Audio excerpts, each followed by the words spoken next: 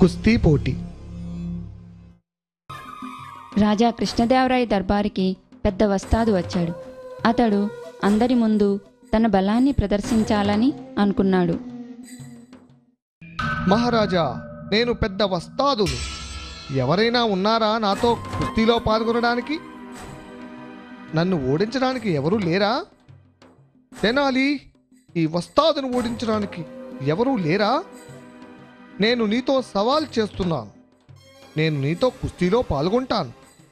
మహారాజా, నేను 3 పగలు 3 రాత్రుళ్ళు హనుమంతుణ్ణి పూజించాలి.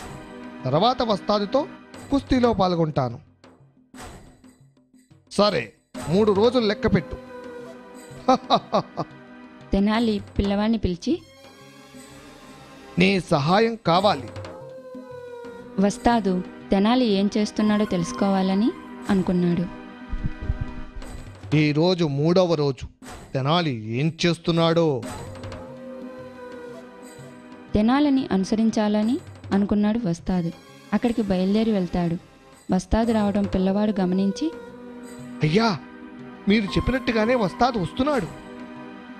ముందు నువ్వు హనుమంతుడి విగ్రహం వెనక దాక్కో. తెనాలి చెప్పినట్లుగా ఆ పిల్లవాడు ఆంజనేయ స్వామి విగ్రహం వెనుకకు వెళ్ళి దాక్కున్నాడు. భగవంతుడా, 3 రోజులు పూజ ముగిసింది. నాకు ఎటువంటి వరం ఇవ్వలేదు. తెనాలి, నీ తపస్సుకు మెచ్చాను. నీకు అత్యంత శక్తినిస్తున్నాను. ఈ లడ్డూ తిను. నిన్ను ఎవరూ ఎదిరించలేరు.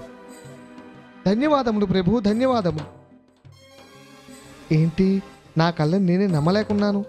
నేను తెనాలితో యుద్ధం చేస్తే ఓడిపోతాను. పారిపోయి ప్రాణాలు దక్కించుకోవడం మేలు. తర్వాత రోజు సభ ప్రారంభమైంది. తెనాలి వచ్చాడు. వస్తాద్ మాత్రం రాలేదు. తెనాలి, వస్తాదు ఎక్కడా? ఇంకెక్కడ ప్రభు, పారిపోయాడు. ఏం చేశావు, ఎలా చేశావు? చూశారా పిల్లలు, జరిగిందంతా రాజుకి తెనాలి చెప్పాడు. రాజు ప్రజలు అందరూ నవ్వుకున్నారు.